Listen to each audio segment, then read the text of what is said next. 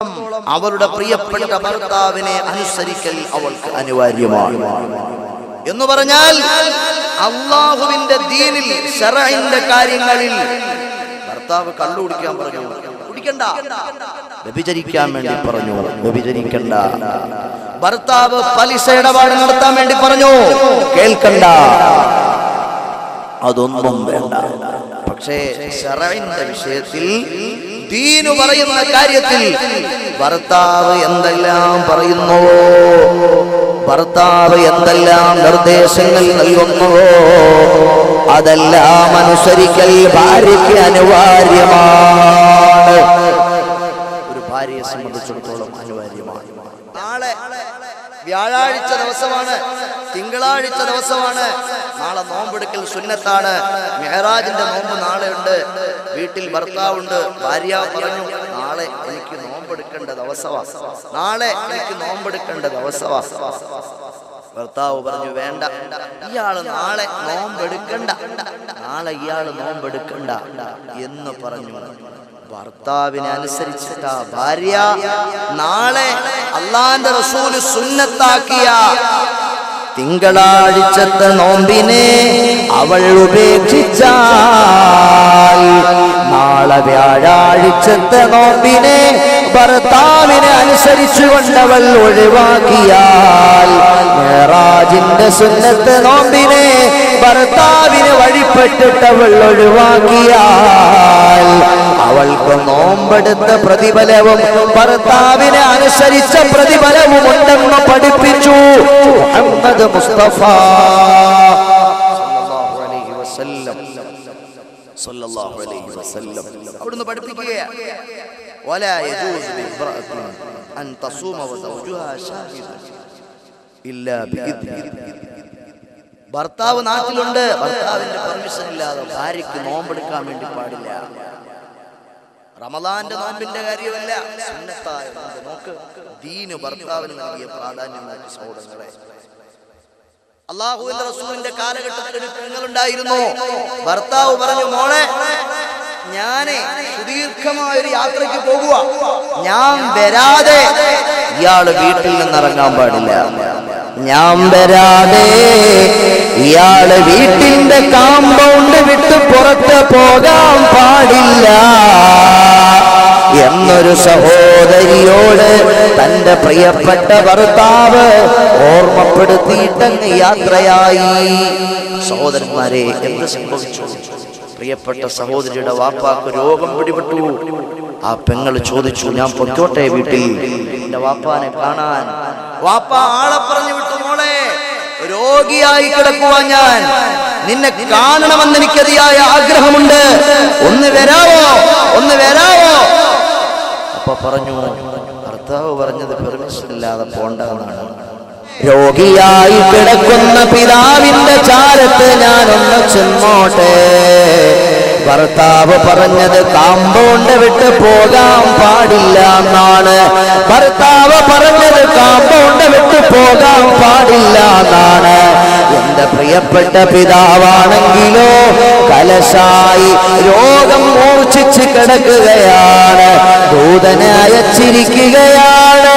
ഓ പൊന്നുമോനെ, കാണണമെന്ന് അതിയായി ആഗ്രഹമുണ്ട്, കാണണമെന്ന് അതിയായി ആഗ്രഹമുണ്ട്, ഒന്ന് വരുമോ, ഒന്ന് വരുമോ? ആ സഹോദരി സഹോദരങ്ങളെ, മദീനയിലെ പള്ളിയിൽ അല്ലാഹുവിന്റെ റസൂൽ സല്ലല്ലാഹു അലൈഹി വസല്ലമ തങ്ങൾ ജീവിച്ചിരിക്കുന്ന കാലഘട്ടമാണ്. ഒരു ദൂതനെ പറഞ്ഞു വിട്ടിട്ട് ചോദിച്ചു, നബിയേ ഞാൻ പോയിക്കോട്ടെ? വാപ്പ രോഗിയാണ്, ഞാൻ പോയിക്കോട്ടെ? വാപ്പ രോഗിയാണ്. അല്ലാഹുവിന്റെ റസൂൽ മദീനയിലെ മസ്ജിദുൻ നബവിയിൽ ഒന്നുകൊണ്ട് പറഞ്ഞു, അതി സൗജകി, മോളെ നീ നിന്റെ പ്രിയപ്പെട്ട ഭർത്താവിന് വഴിപ്പെടണം, നീ നിന്റെ പ്രിയപ്പെട്ട ഭർത്താവിന് വഴിപ്പെടണം. വാപ്പ രോഗം മൂർച്ഛിച്ച് കിടക്കുകയാണ്. അവസാനം രോഗം നല്ല മൂർധന്യാവസ്ഥയിലെത്തി. വാപ്പ സക്കറാത്തിന്റെ ഹാലിൽ കിടക്കുകയാണ്. വാപ്പ കതിയായ ആഗ്രഹം പൊന്നുമോളെ ഒന്ന് കാണാൻ. ഞാൻ താലോലിച്ച, ഞാൻ താരാട്ടി ഉറക്കിയ, ഞാൻ ജനിപ്പിച്ച, ഞാൻ പോറ്റി വളർത്തിയ, ഞാൻ എല്ലാമെല്ലാമാക്കി ഓമനിച്ച എന്റെ പൊന്നാര പൊന്നുമോൾ, അവളെ ഒന്ന് കാണണമെന്ന് എനിക്ക് ആഗ്രഹമുണ്ട്. ആ മോളെ ഒന്ന് കാണണമെന്ന് എനിക്ക് ആഗ്രഹമുണ്ട്. ആ പ്രിയപ്പെട്ട പൊന്നുമോളുടെ അടുത്ത് എന്നെ ഒന്ന് കൊണ്ടുപോകാമോ? എനിക്ക് ആ മോളെ ഒന്ന് കാണിച്ചു തരാമോ? ആ മോളെ ഒന്ന് ഇങ്ങോട്ട് ക്ഷണിച്ചു കൊണ്ടുവരാമോ? ഹബീബിന്റെ മദീനയിൽ വീണ്ടും ആ പെങ്ങള് പെർമിഷൻ ആളെ പറഞ്ഞു വിടുകയാണ്. അവിടുന്ന് പറഞ്ഞു, മോളെ നീ നിന്റെ ഭർത്താവിനെ അനുസരിക്കണം. കാമ്പൗണ്ട് വിട്ട് പോകാൻ പാടില്ല എന്ന് പറഞ്ഞത് ഭർത്താവാണ്.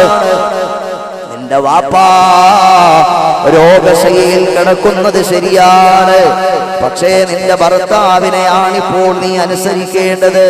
സക്കറാത്തിന്റെ ഹാലിലാണ് പ്രിയപ്പെട്ട പിതാവ് കിടക്കുന്നത്, ശരിയാ? നോക്ക് സഹോദരന്മാരെ, ഒരു ഭർത്താവിന് ദീൻ നൽകുന്ന പ്രാധാന്യം നോക്ക്.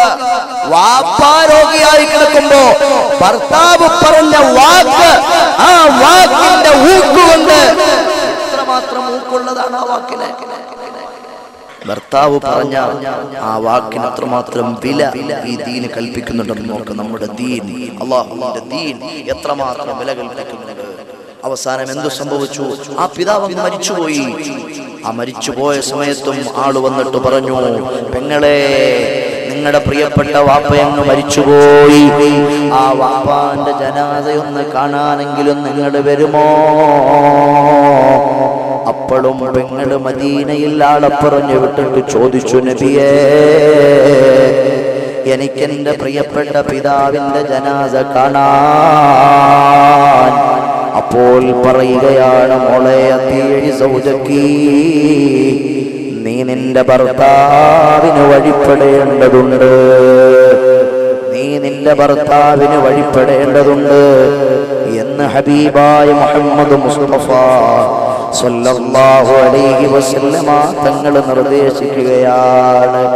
സഹോദരന്മാരെ, ആ സഹോദരിയുടെ വാപ്പാന്റെ ജനാസ നിസ്കാരം അങ്ങ് കഴിഞ്ഞു. ജനാസ സംസ്കരണം അങ്ങ് കഴിഞ്ഞപ്പോൾ ആരംഭപ്പൂവായ മുത്തുനബി പാൽനിലാവ് പോലെ പുഞ്ചിരിക്കുകയാണ്. സഹാബത്ത് ചോദിച്ചു, ചിരിക്കുന്നത് എന്തിനാ നബിയേ? ഇന്നല്ലാഹ ഗഫറ ലി അബീഹാ, ആ പെണ്ണിന്റെ വാപ്പാക്ക് അല്ലാഹു മാപ്പ് കൊടുത്തിരിക്കുന്നേ.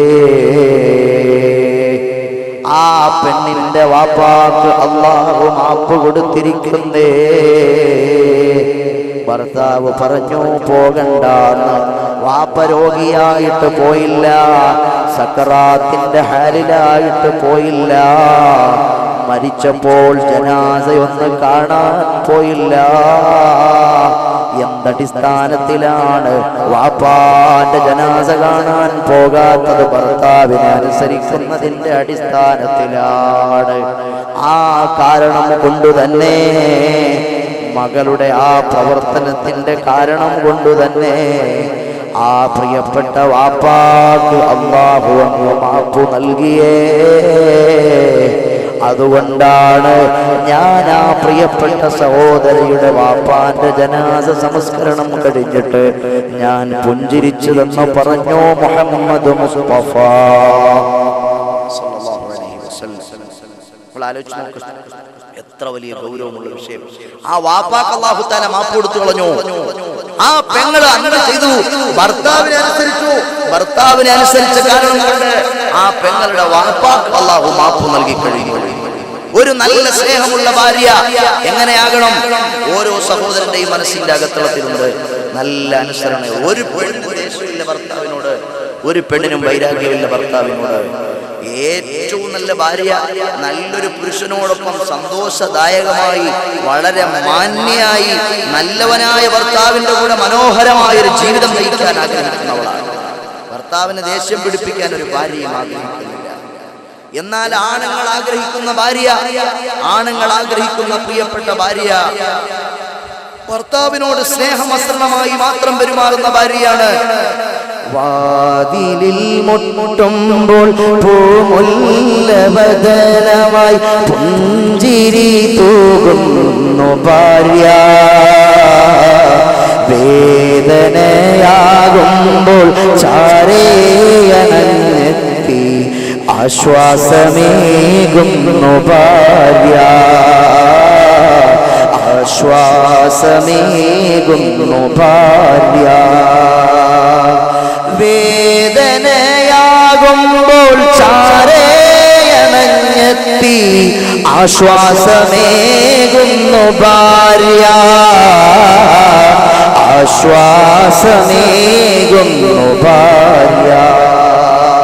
പ്രതിസന്ധി ഘട്ടത്തിൽ ഒരു പ്രശ്നമുണ്ടാകുമ്പോൾ, ഒരു പ്രതിസന്ധി ഉണ്ടാകുമ്പോൾ, ഒരു വിഷമമുണ്ടാകുമ്പോൾ വിഷമിക്കണ്ട, വേദനിക്കണ്ട, പ്രശ്നത്തിലകപ്പെട്ട് നിങ്ങള് ടെൻഷൻ അടിക്കണ്ട.